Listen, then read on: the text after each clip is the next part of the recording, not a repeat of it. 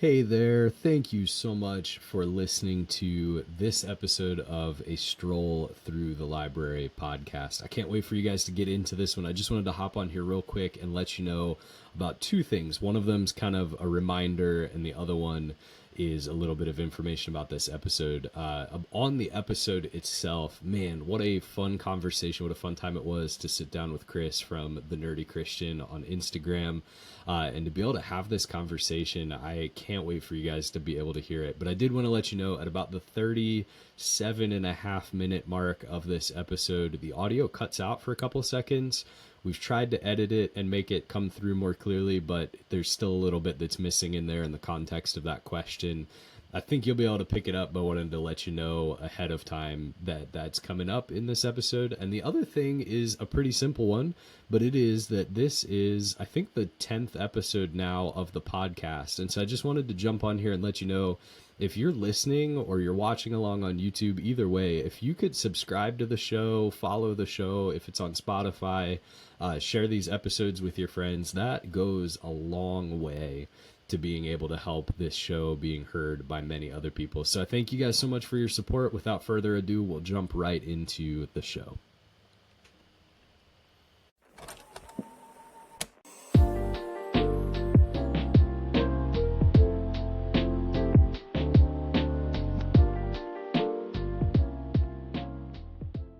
Well, hello and welcome back to the A Stroll Through the Library podcast. My name is Matt. I am your host as always, and I've got somebody here I'm super excited to talk with. I'm not calling him a nerdy Christian to make fun of him. Frankly, I think that's a term of endearment anyway. That is his Instagram handle, at the nerdy Christian. But this is Chris Haylett. He does a lot of work on his Instagram, just trying to start conversation within the church. I think, as he was saying before we recorded, like the nerdy element is trying to just get back into the text, trying to look at what God's word actually says. And so I'm super excited to hear from him, hear a little bit about the books that he enjoys. But thanks for being here, man. I appreciate it. Yeah, thanks for having me, Matt. I'm looking forward to chatting about this. Dude, absolutely. Well, I'll jump right in to the questions. The first one is not a super deep question by any means. It's kind of the icebreaker of the bunch. But the first part of it is kind of like, did you grow up enjoying reading? Is it something that you've gained some passion towards, or did you enjoy it when you were a kid?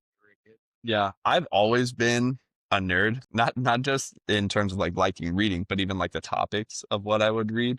My mom, and when I started third grade, my mom started doing some homeschooling of me. So I was homeschooled basically third through seventh grade, then started taking like some classes at at public school, and then by high school I was like half homeschooled, half went to public school. It kind of depended on the course. But third grade, I remember this is my first year. She's figuring everything out, and she sent me up to my room with a book on U.S. history. That's like my textbook, and I'm supposed to like read a chapter, and then we'll discuss it later. And Yep. I just like ate that thing up. I didn't just read the chapter. I read the entire textbook. Yep. And she forgot about me. And then it's like evening time, and I go down, and I'm like, I read it. And she's like, oh, I'm so sorry, I forgot. And she's like, wait, why were you up there so long for just like a chapter? I was like, I read the whole thing. And then she's like, what? I was What? like, Yeah, you didn't need to do that.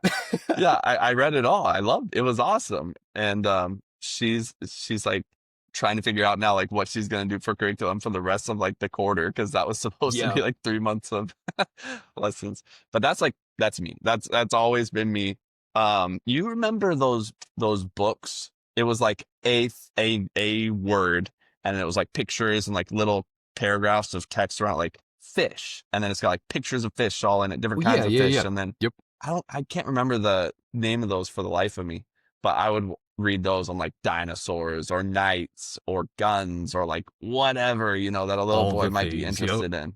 Yeah. Yep. And so that was always me. I was the kind of kid that would look at a globe and just like spin it and be like, what's this place? I wonder what that's like. And then start reading all about Russia. Yes. I'd see this place. I just am curious. So Yep.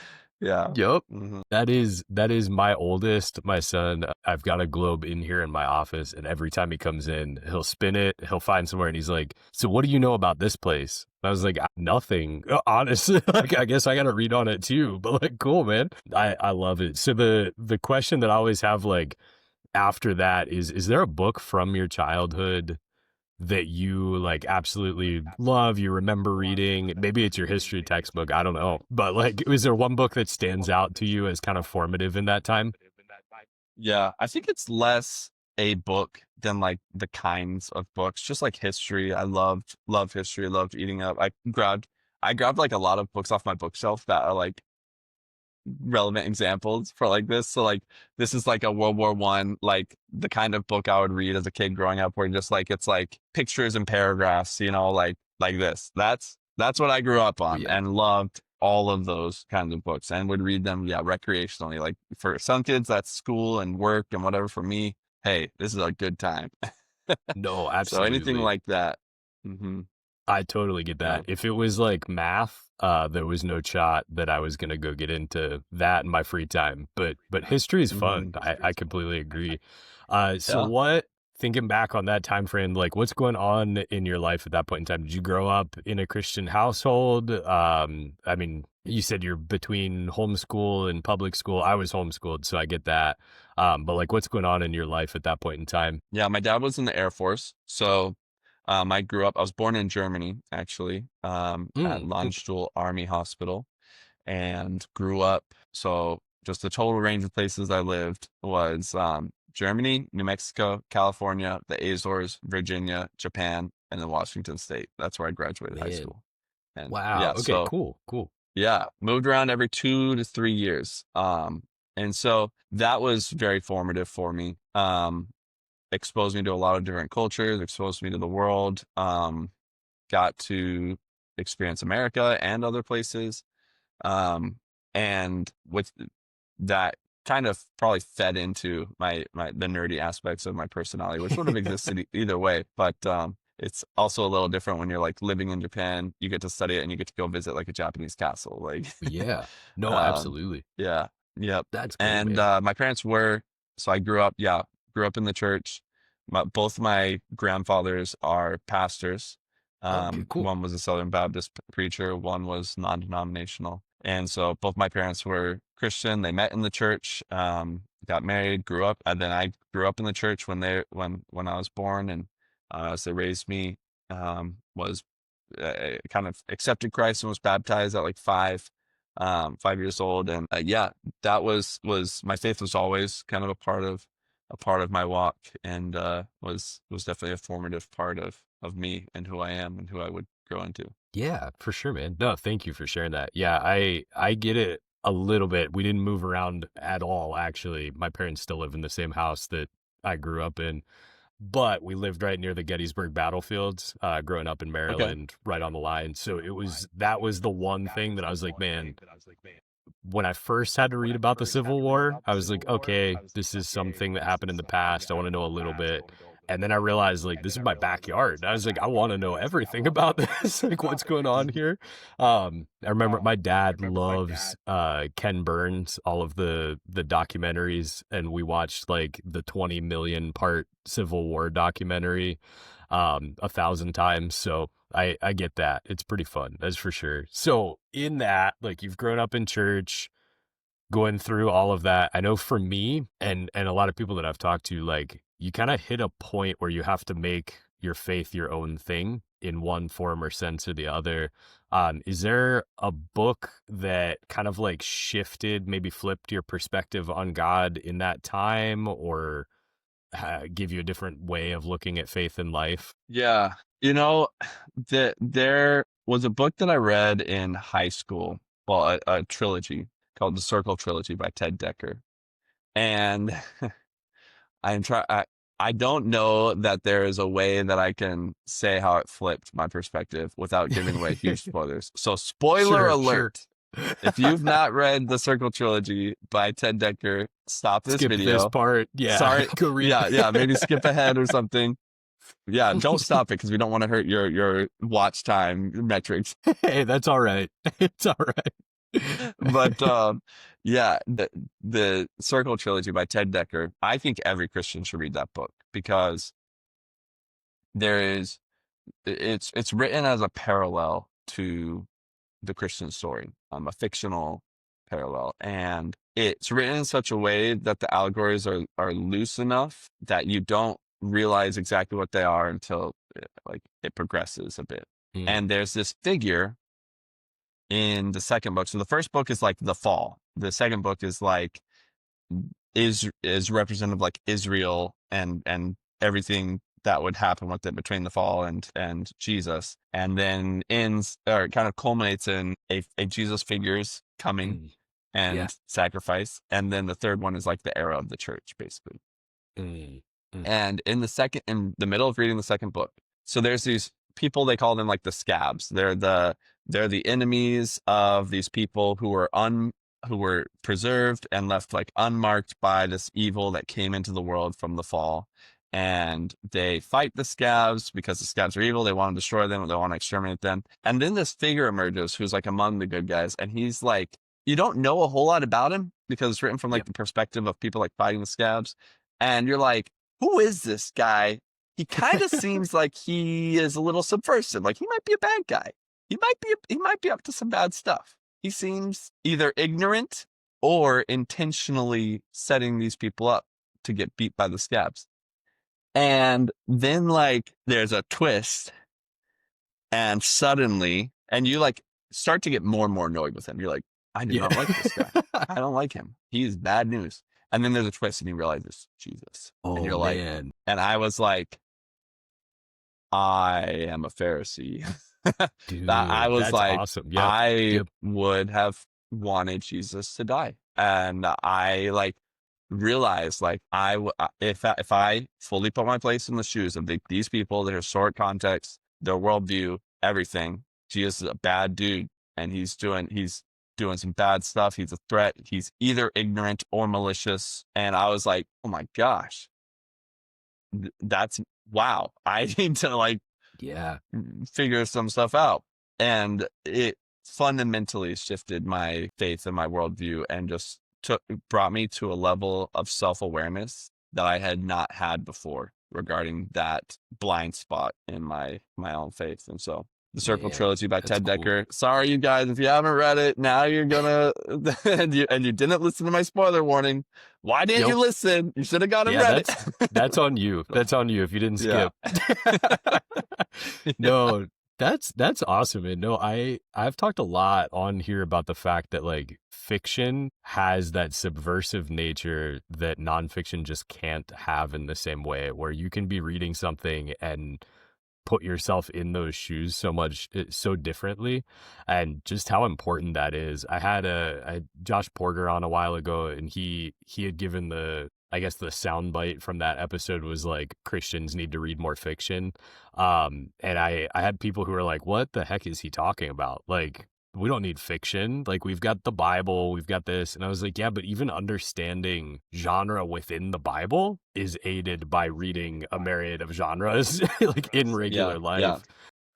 I Mhm. think that's awesome, man. Yeah, I actually haven't heard of that one. I've heard of Ted Decker, but not that series. So I'll have to check that out. That sounds cool.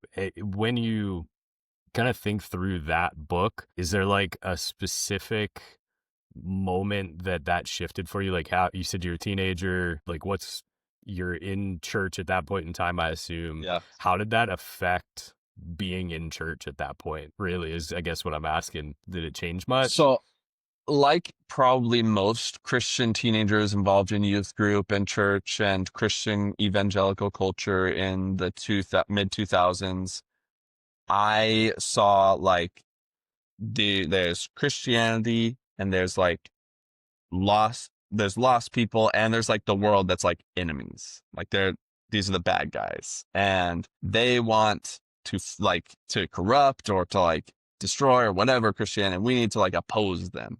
And if, without certain trajectories happening in my life, such as that, I very well could have ended up just like some of the Christian nationalists who I sometimes critique, Yep. Yep. because that was my worldview, was this worldview of combat. of combat of ideologies, and that one has to win, and you have to exert power, or someone else will over you, or all of that. Um, like, Yeah. oh my gosh, some of the things I'm like, look back at, like, even how I viewed like Obama as a teenager. I'm like, that Oh, was dude. Yep. so dramatic. Oh my gosh. Like, come on. Yep. But that's, yeah, you're just in it. And so I that, remember. Oh, sorry. Sorry. no, yeah, yeah, go ahead. You Oh, I was remember? just gonna say, I remember. I don't know how old you are, but I think we're probably fairly similar in age. And like, I couldn't vote yet during Obama's presidency, but just being like so certain that he was the Antichrist and the world was gonna end because that's what everyone around me was saying. And now I look Yeah. back on it and I'm like, I don't know. I've got some points of disagreement with the guy, but like, it certainly wasn't that deep. Like, it Yeah. wasn't the thing to I take out of that. I It's remember making wild. comparisons with him and Obamacare and stuff Hmm. to like Chancellor Palpatine and his emergency powers and stuff. Yep. I'm like, Yep. they're doing these emergency powers. They're doing, like, it's our way Yep. to authoritarianism. And now I'm like, oh man. You get those Facebook memories that pop up, and I'm like, man, Oh, I who hate let them. me have a Sometimes Facebook? Dude, I should not. It's just bad. I yeah. probably don't need it now, but especially then. Geez, goodness. Yeah. Yeah, it's Sometimes I almost delete my Facebook just for that reason. I'm like, I need yep, to get rid of these forever. yep. I thought about it the other day, and then I was like, crap, the Wayback Machine still exists. I can't get rid of it. It's out there forever. Oh well, it is what it is. It's But true. no, Yeah. it's all good. Hmm. But yeah, I think that a lot of that, like growing up, I don't, there's so many people that have talked about it, like growing up in the early 2000s, mid 2000s youth group culture is like its own weird subculture of a subculture. And there's plenty of people with their positives and negatives and everything else, but it is just different. It's the only way I could put it is like I'm thankful for pieces. And then there's a lot that I'm like, man, I was like a Christian homeschooler in an evangelical space in youth group in 2008 is a objectively strange thing the world did not have prior to that very often and hasn't had a lot since then. It's weird. It is. It's for sure. Yeah. Oh man.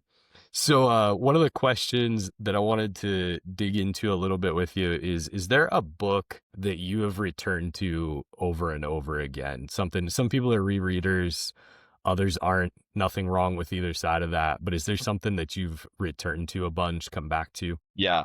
So not a book, an Yeah. author, if Yep. that's okay. Of like, Absolutely. just like all of these, Geo Tolkien. Yes. This is a limited amount of my collection. There's some more on the wall behind me over there. Uh, Heck yeah. just basically, when starting in high school, I began to like voraciously eat up anything and everything Tolkien that I could. Um, he just I have a love for good world building. No matter the media, it can Absolutely. be like cinema, it can be shows, it can be books. But like someone who can envision a universe with distinct cultures and Mm, language, and then write a story in it. Like the story is cool, but like the fact that you made a whole world of your own is like where I'm like, wow, that's crazy. That's impressive. And you get to inhabit it and experience story, not a story, but stories within it even then. mm. Like Tolkien, you've got the story of the ring, yeah, but then you also have the Hobbit, and you have the Silmarillion, and you have Children of Hurin, and so on and so on. You have the appendices, like, yeah. And Man, so yes. I loved it because you could read the Lord of the Rings and get your fill. But then you can also go read the appendices and explore this other aspect of it, or like like even playing games like Lord of the Rings video games in high school and stuff. You can experience his world in different ways. And Yeah. so for me, Tolkien is the gift that keeps giving, just because he created this world that so many of us could inhabit, could experience, could appreciate the stories in. There's so much great symbolism. I did a series once I have thought about recently doing it again, talking about the like Christ, the Christ types in like Aragorn and stuff, like how Yeah. Aragorn is a Christ type. There are so many things. Like, okay, he comes from a long line of kings that has dwindled into obscurity. Like, what happened to what the Davidic line dwindled into obscurity? Suddenly, this guy comes out of nowhere. Instead of like out of the troll shaws or whatever, he's coming out Yep. of Nazareth, but it's still like the middle of nowhere, and he's coming to be king of the Exactly. kingdom. Like, Yes. or the sense of like duty and self-sacrifice, and in the books that wasn't reflected so much in the movie, the certainty of who he is and his responsibility Yep. and role. And like Aragorn never doubted that, hey, I'm the heir, like I'm the guy. uh Yep. Now he's Yep. humble about it, but he was the guy. um Absolutely. and there's just thing after thing after thing where you're like, or healer, like that's not reflected much in the movies. He when he goes to, so after the Battle of Pelennor Fields, he goes to the House of Healing and he starts just healing people with athalas and stuff. And there's a part that says it is said that the hands of the king would bring healing. And it's like, Man, that is, yeah, Jesus, right there. all over, like Right there. that's like revelation right there, where it says like Yep. the leaves of the tree of life like bring healing. It's like Jesus, yeah, is the one who brings healing with his return. It's just over and over everywhere there are parallels. And so those are things though that I didn't even notice until multiple times reading Lord of the Rings. And so it's just like this level of depth in the text that you can appreciate different things For constantly. sure. And you just don't get that in most literature. But No, yeah. I have gotten myself in trouble because I am a huge C.S. Lewis fan when it comes to his theological works, and I have no qualms with Chronicles of Narnia. I want to make that clear so I don't get murdered over this. It's a great series, but I will always say Tolkien was so much, my perspective was a much better world crafter, and Mhm. that was, or at least, again, trying to put that in such a way that the people who listen to this podcast don't yell at me for what I'm saying. It's Lewis heresy at this point. But I was like, man, I can't. There's no end to digging into the Lord of the Rings, into the Hobbit, into all of these other elements of that story, because it's just a full world with different Yeah. politics and people and places and all the things. And C.S. Lewis did a wonderful job telling an allegorical story that is beautiful and creates some world, but it's not the same. It's just not, from my perspective.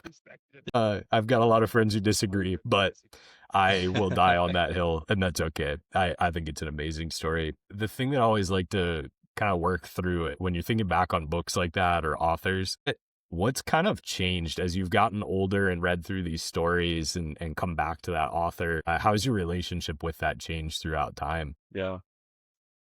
I think for me, it's been more of an acknowledgement of the underlying themes of Tolkien's work.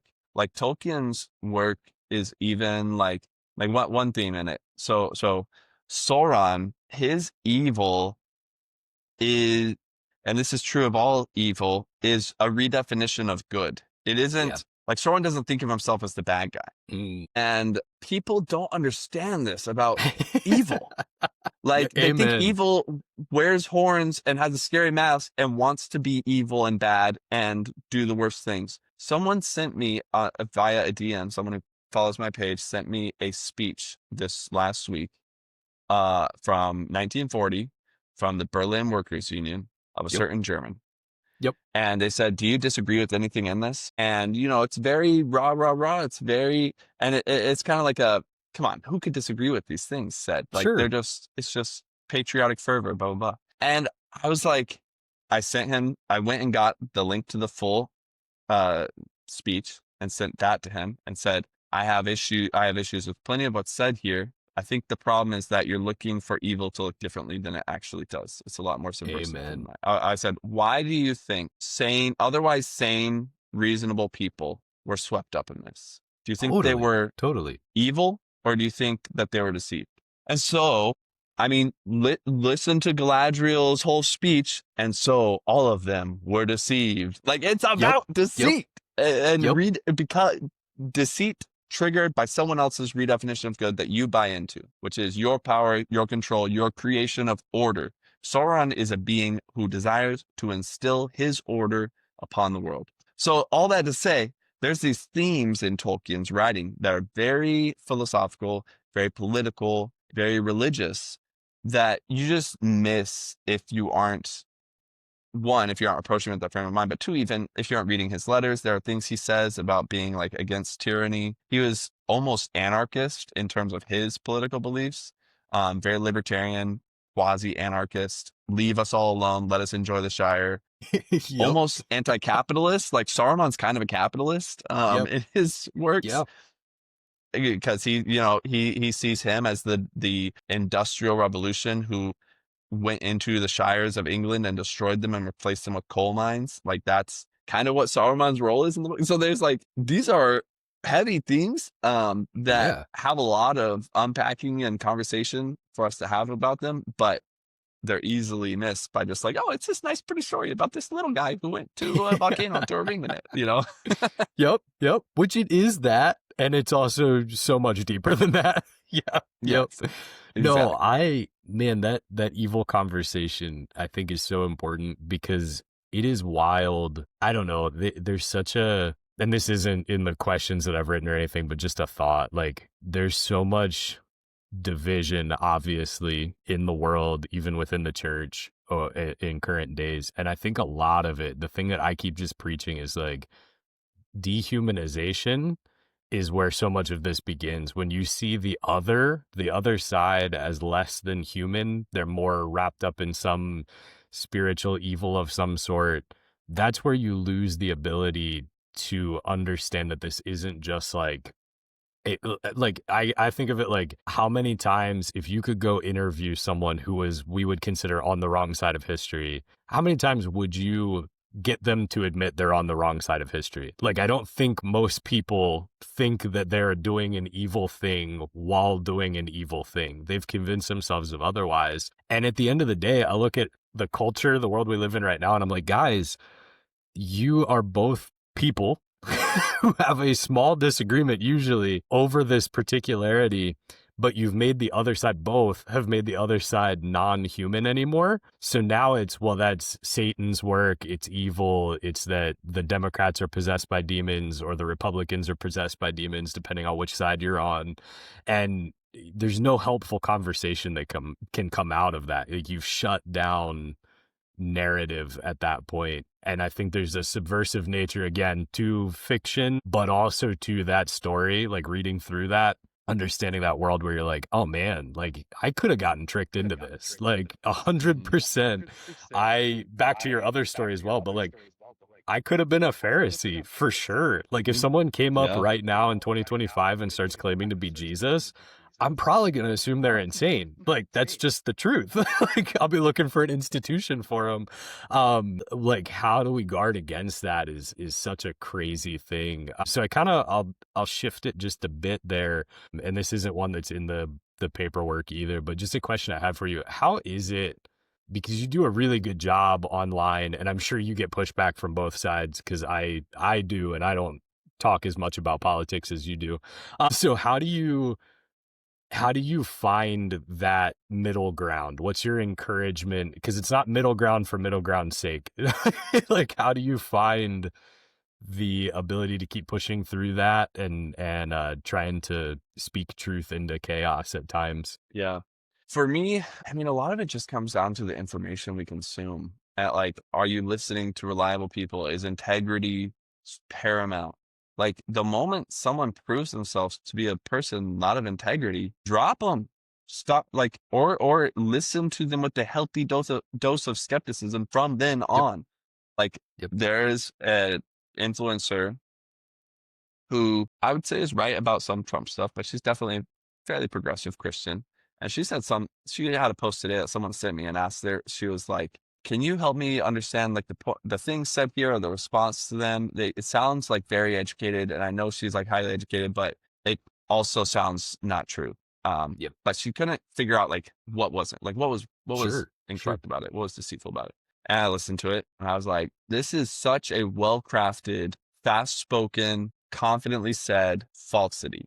Like basically talking about like saying, hey, the Gospel of Thomas and the Gospel of Mary were suppressed and they're equivalent, like they just weren't included in the Bible because blah, blah, blah, blah, blah. And if you don't know your history, you don't know that they were written about 100 years after the other Gospels, or that, hey, well, the church fathers never actually referenced these as authoritative scripture, while they did reference the four Gospels, or, like, all these different things. And so it's very easy to be like, oh, I've never heard of this Gospel of Thomas thing, but it's a gospel. Yeah. Yeah. It's in there. It was, yeah.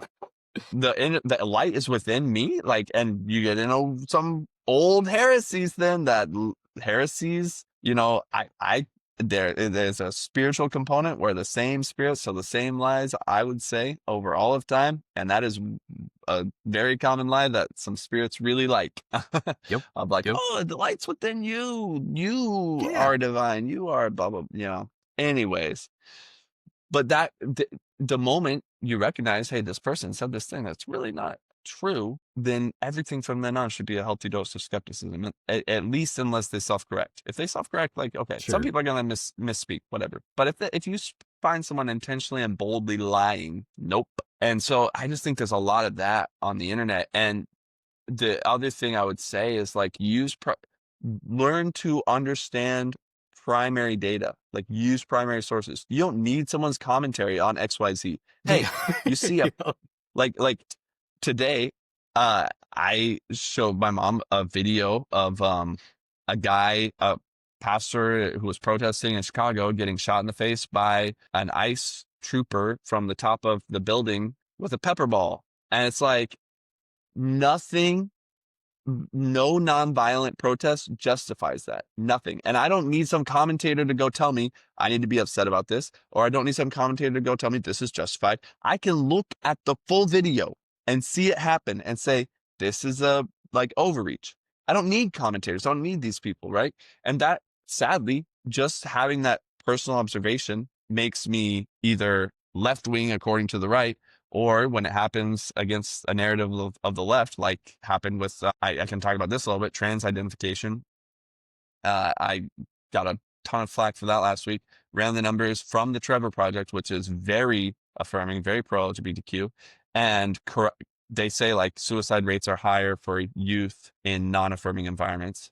And so I said, okay, you have a score, a ranking of self-reported affirmation of their environment by state. Like what percentage do they say their environment is affirming?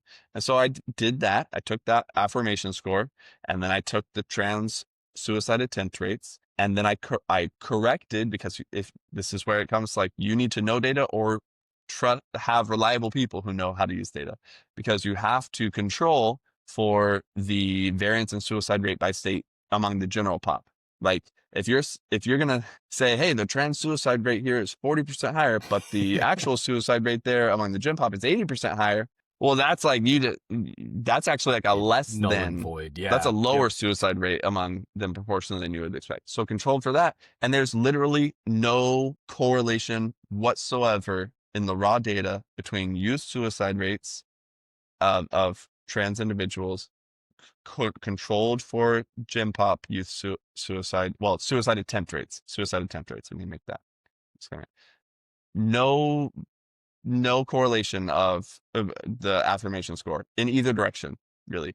Not statistically reliable in any direction. So what that tells you is, okay, the underlying issue here is what some studies have shown. It's the comorbidities. It's not that we aren't affirming. It's that, hey, you're telling them this gender treatment will solve all their problems. No, it won't. It's the crippling anxiety and depression they have that's going untreated as you load them up on hormones that actually is their core problem. Now, it's very politically unpopular to say that on the left. Studies that have found that have been suppressed, but it's true.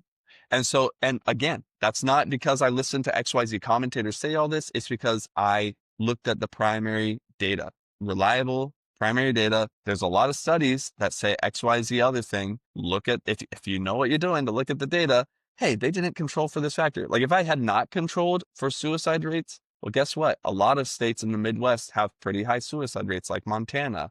And they just so happen to not be very affirming environments. So that is going to skew your data. And so there's Absolutely. these controls that you need to have. So Yeah. for the everyday layperson who might not like have some background in stats and stuff, because I have background in stats because I needed it for marketing, for like survey analysis and stuff. I've done like 10,000 person surveys for marketing clients. But I think it's just like look at primary sources when you can for things that seem uniform among one half of the population, but an entire half of the population is disagreeing. They might be disagreeing for bad reasons. Like there might be bad actors that are deceiving them on certain things, but they probably have a reason that is valid that's underlying it. Like even vaccine skepticism.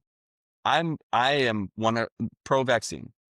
But I think that there was stuff hidden about like the COVID vaccine side effects. Yeah, I can acknowledge that. Or that the pharma industry has been incredibly like problematic in a lot of what they've Yeah. done, which has Yep. led to population-wide distrust, which has now led to vaccine skepticism. And so I can acknowledge these root things that, yeah, these are valid concerns, Sure, even sure. if I might not acknowledge the ends that they arrive at. And I think that's also where a lot of the opportunity for unity and dialogue comes across. Like, hey, we actually have a lot more in common with the root concerns about things than we do differences about that we arrive at on the cures to them. But sorry, that was a Absolutely. bit of a ramble, but No, no, that's awesome. I appreciate it. Yeah, I think of even like yeah, I'm sure you remember but the whatever it was, black and blue dress versus white and gold, that whole fun you look at that and you're like it really doesn't even just kind of from an outsider perspective. I mean, I was there watching it and my spot like thinking about it, I was like there is an objective color of this dress. And I know this is a silly allegory for it, but like there is an objective truth here. Yes, the dress is one of these colors, but it really didn't matter because when you look at social media comments, people would argue and it was like fun and playful, like haha, here's the color I think it is, but like would argue with so much veracity towards which side they thought it was, despite the fact that you could look it up, you could find the information, you could confirm which color the dress actually is, was so wild to me. But then I look at social media now and I'm like, yeah, that's just a daily thing. Like I could post anything and it depends on which platform. I've learned that I think Threads is just the most angry place on the face of the planet. My goodness, guys, calm down right. over there. But like the reality is you throw out like I grew up in Maryland, and in a lot of circles out in Maryland, I was way too conservative for those circles. And I've changed a bit over the years too, but even there, like I was too conservative for certain circles. Moved to Utah and lived there for 6 years, and I was like a flaming crazy liberal apparently while living in Utah. And now I live in Kansas, and I feel like a relatively normal person. Like I think most people around here are fairly similar. But then you go online and you're like, dude, it doesn't matter what you say, you're going to get attacked from both sides and kind of go with that. And I think, yes, looking at raw data, I think even Christian culture wise, go to the Bible instead of Yeah. just trusting what every single I'm a pastor. Like I want you to go read your Bible. And if you have a problem with what I said, come correct me from the Bible because I'm not perfect. I could make mistakes. I'm sure I do. But like scripture needs to be our core foundation of here is truth. And then obviously elements of church history and things inform that. But you have to have that basis to form from in the first place. And I think that gets lost when we're like, well, my favorite personality said, Yeah. Yes. Hmm. Yeah. but you maybe never knew how to say prior to reading that. It kind of gave you language for something that you'd experienced in life. You know, I think for me, not so much. Most of my reading has not helped me better understand myself, but has helped me to better understand things external to me a bit more, and maybe how I relate to them. Mm, Like this isn't maybe a great answer to this, but I Oh, read this book, The Hole in Our Gospel by Richard Stearns, when I was a freshman in college. And it just like opened up my eyes to like, wow, provision of the poor is like a cornerstone of what Jesus preached about, the example of the early church. So much so that Paul says, like in Second Corinthians 8 and 9, it says like to the rich to like give to the point of equality. Which, like, you want to talk about like a radical demand? yeah. You try preaching that in church today, and I don't think you'll have a church too long. You No, might not have very all your long. No. yeah. And Yeah. so that was a really big that was a really big read for me, because he talked about like in the US the average Christian gives one fact that stood with me. The average Christian gives less as a percentage of our income than we did during the Great Depression. So like Man. the hardest of hard times in our history, and we gave more as a percent of our income then than we do now in one of the wealthiest times. And it was like, and that stat is not from even currently things are even maybe more difficult than they are for people. But the first iteration Yep. of that stat was pre 2008, and then it was like re-updated in the like early 2020s. And yeah, it's just like, man, all right, we got some work to do to patch this hole in our gospel. And so for me, Yeah. that was kind of an awakening. And similar was let's see, I think I have it here. Yeah, Radical by David Platt. He talks in here just about like how we've made Christianity into a gospel of comfort that just kind of confirms the things we already think and believe, and doesn't really challenge us. And for me, this book was really, really formative early on. I read it in high school, but it just in helping me to take Christianity for what it was and like expect it to challenge me, expect it to make me uncomfortable. And that's ironically something that progressive Christians and conservative Christians tend to Yep. miss. The Yep. progressive Christians want a gospel that doesn't hold them accountable, that hold to personal morality, oftentimes. It holds society accountable, and conservative Christians want a Christianity that's limited to, oftentimes, and I'm not saying this of all conservative Sure. Christians, Sure. similar with all Christians who may identify as progressive, but they don't want a Christianity that holds them accountable to societal morality. It's all individuals. All like, well, Yep. I didn't do XYZ, but it's not, there's nothing proactive about like, well, yeah, but Christianity isn't just about not doing, it's about Yeah. doing also, Yep. you know. And this book really, yeah, was key for me in helping identify that in my own faith and my own understanding of it. Yeah. No, that's huge. I know there's I don't know if you've seen it, the Matt Chandler clip going around the last like 2 days. But I guess he's quoting someone else from my understanding. I'm not entirely sure who. But he says something along the lines of like conservative Christians tend to want the king without the kingdom, like looking for that side of things. Like we want this political savior in some sense or whatever else. And then his other critique is like liberal Christians tend, again, not painting with a broad brush here. There are people who fit in some of that and don't, but you've got the liberal Christians that tend to want the kingdom, the things that go like feeding the poor, doing these things without having the king, like that's not the necessary piece. And that was an Yeah, interesting, that's good. I don't know. It was interesting to watch because both sides in the comments really hated that. But with that being said, I was like, Love it.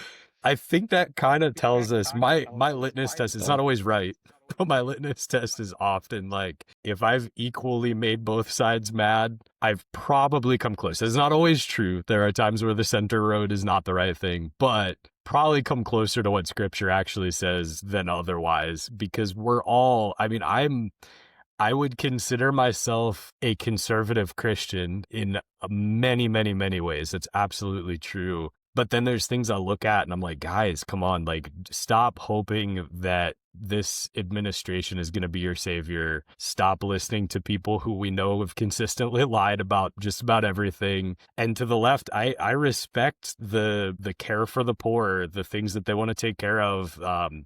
We should be about that as Christians too. And it's become funny to watch. Like, I had someone come up to me a couple months ago. I preached through the Sermon on the Mount, and I had someone come up and they said they didn't like that I was talking about the woke liberal agenda. And I was like, dude, read the source, It's read your literally Bible. this. Like, it's literally what Jesus said.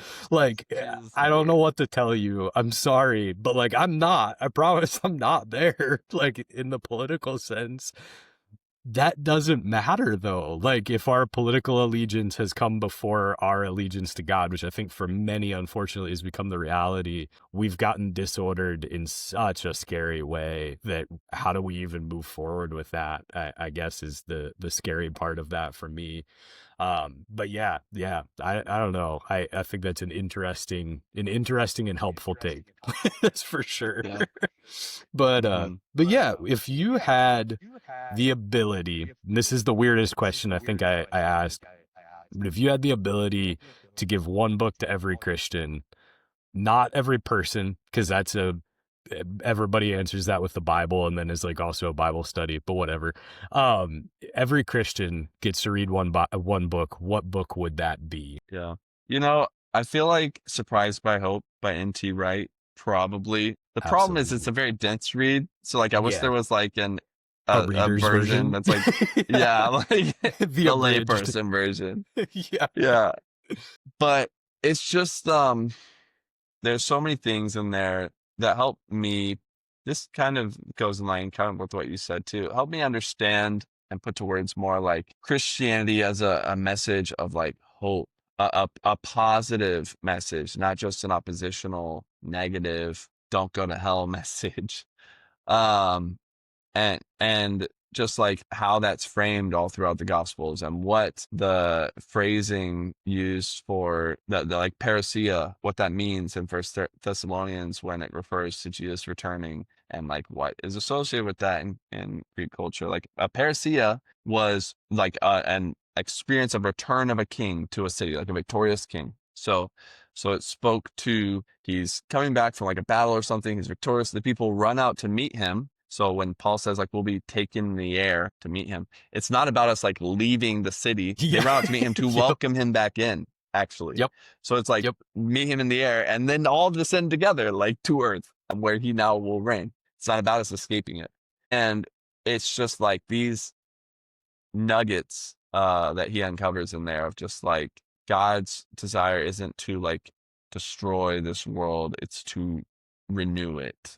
It's not for us to Absolutely. escape it, it's for us to renew it and for us to play a part and to be involved, to participate in that renewal, to cast Yeah. that hope. And so yeah, I think that is the book. Oh, I love that book. I was talking with a friend the other day, and given that you grew up in church culture in around the same time, you probably have seen it too. Do you remember the Not of This World, like NOW on? Yeah, yeah. Like looking at that stuff, I was like, I get it, but that is one of the most one of my least favorite, and I'm hopeful I'm not offending too many people with that one, but oh well, here we are. But one of my least favorite things from that time period of Christianity, I remember like drawing it on my arm like I was gonna get it tattooed one day because I thought it was cool when you're like listening to Reliant K and throwing a football at youth group. But like in retrospect, I'm like, man, what a wild thing that was so ingrained in my mind. Like, you're not of this world, when scripturally, where are we from then? Like we're from God, yes, to be in the world but not of the world. But like, yeah, it isn't not of this world in that same sense. I get what they mean, but at the same time, I think it was kind of unhelpful in the way it was unpacked for me, at least, in youth group at times. So yeah, I come back to that one often. Yeah, Surprised by Hope, one of my favorite books. Is probably one that gave me a lot of language for things I didn't really have language for growing up, kind of SBC. I read that book and I was like, oh no, like I think I'm scared. Like I don't know if I'm supposed to be reading this. Like hide it under my covers. Like what do I do? But such an incredible book for sure. What if everybody reads that book, what's the conversation? You started to answer that a little bit, I think, too, but what's a conversation you would hope that would start in the church? Yeah. Yeah. Like, what are we creating?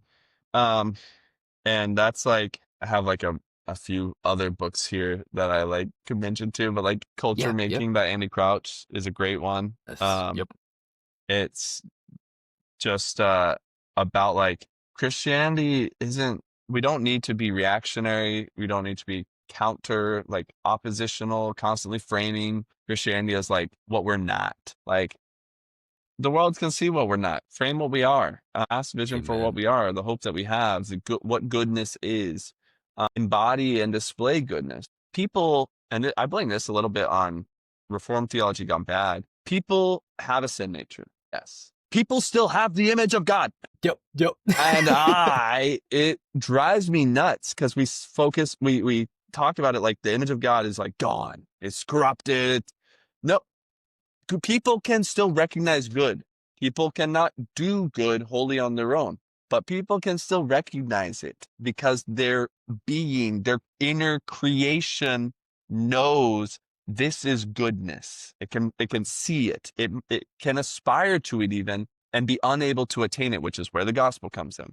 But we're still made in the image of God and thus yearn for his definition of goodness, even if we don't know it. So that's what I wish Christians would do with like inspired by like the language of Surprised by Hope and Culture Making is that we would just show people goodness and they can see it then. Jesus said, you are a city on a hill. People see a city on a hill full of light and wonder and beauty, and they want in Yep. on it.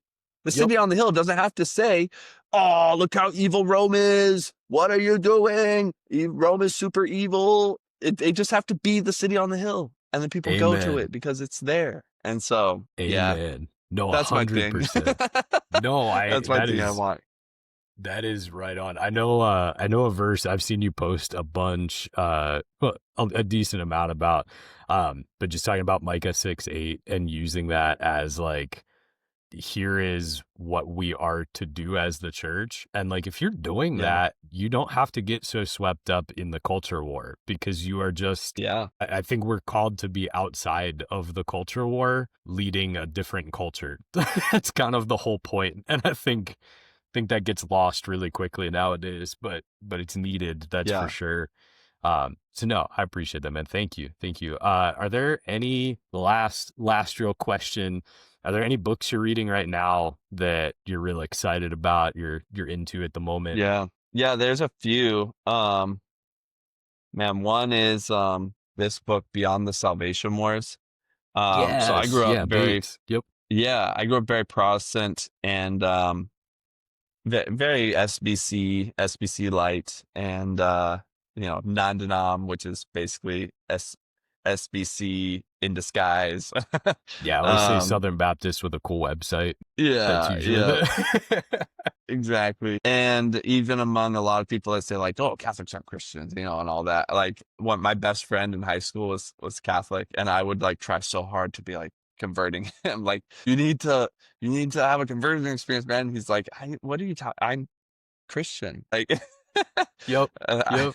I'm Say just, Christ is oh Lord. Say man. Christ is Lord.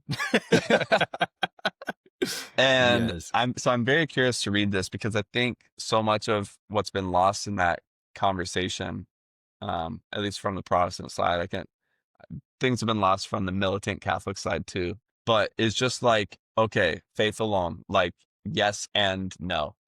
Saved by faith alone, like faith is the only thing that saves us. Yes, but a saving faith won't be alone. I heard an Orthodox priest put it that way once. He said, faith alone saves, but a saving faith will not remain alone.